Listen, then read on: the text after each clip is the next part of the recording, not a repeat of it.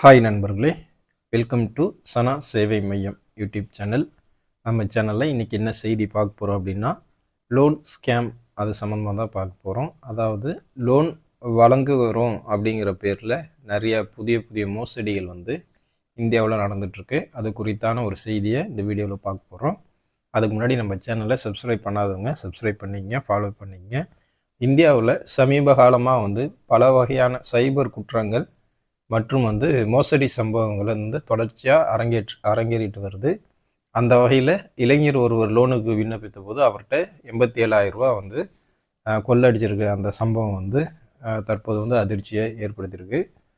இந்தியாவில் தொழில்நுட்ப வளர்ச்சிக்கு இணையாக சைபர் குற்றங்களின் எண்ணிக்கையை நாளுக்கு நாள் அதிகரித்து கொண்டே போகுது.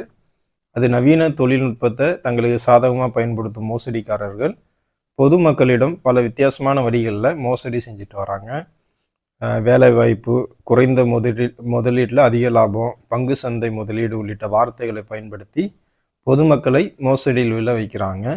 இது தவிர உயர் அதிகாரிகளைப் போல பேசி மோசடி செய்வது, வருமான வரித்துறை அதிகாரிகளைப் போல பேசி மோசடி செய்வது என பல வகையான குற்ற சம்பவங்கள் தற்போது அதிகரித்து வருது.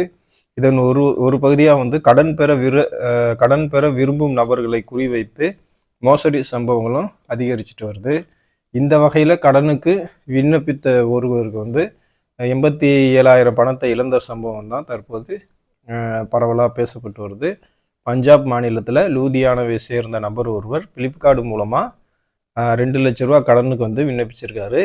அவர் கடனுக்கு விண்ணப்பித்த 2 நாட்கள் கழித்து, அதாவது சரியாக டிசம்பர் 4ஆம் தேதி அவருக்கு ஒரு ஃபோன் வருது. அவரை தொடர்பு கொண்டு பேசிய நபர், தான் ஃப்ளிப்கார்ட் தளத்திலிருந்து பேசுகிறேன், நீங்கள் விண்ணப்பித்த கடனுக்கு அனுமதி வழங்கப்பட்டுள்ளது, நீ கேஒய்சி சரியாக இல்லாததால் பணம் கைக்கு கிடைக்காது, இந்த சிக்கலை சரி செய்ய கேஒய்சி சரிபார்க்க வேண்டும் அப்படின்னு சொல்லி கூறி ஒரு லிங்கை அமைச்சிருக்காரு. அந்த நபர் அந்த லிங்கை தொடும்போது 5 ரூபா செலுத்தி வெரிஃபிகேஷனும் செஞ்சுருக்காரு. ஆனால் அந்த நபரின் வங்கி கணக்கில் இருந்து 5 ரூபாய்க்கு பதிலாக 86,998 ரூபா பிடித்தம் செஞ்சுருக்காங்க. இதனால் அதிர்ச்சி அடைந்த அந்த நபர் தன்னை தொடர்பு கொண்டு பேசி அந்த நபருக்கு ஃபோன் செஞ்சுருக்காரு. ஆனால் அந்த நபர் அந்த அழைப்பை துண்டித்து ஃபோனை சுவிட்ச் ஆஃப் செஞ்சுருக்காங்க. இதன் காரணமாக பாதிக்கப்பட்ட அந்த நபர் அந்த காவல் நிலையத்தில் புகார் கொடுத்துருக்காரு. இது ஒரு சம்பவம் கிடையாது.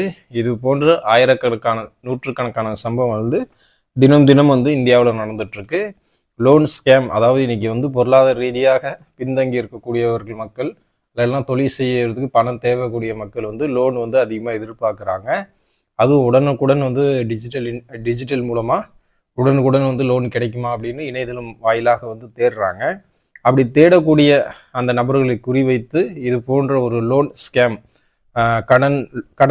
கடன் வழங்குறங்கிற பெயரில் ஒரு புதிய மோசடியை அரங்கேற்றிட்டு வராங்க.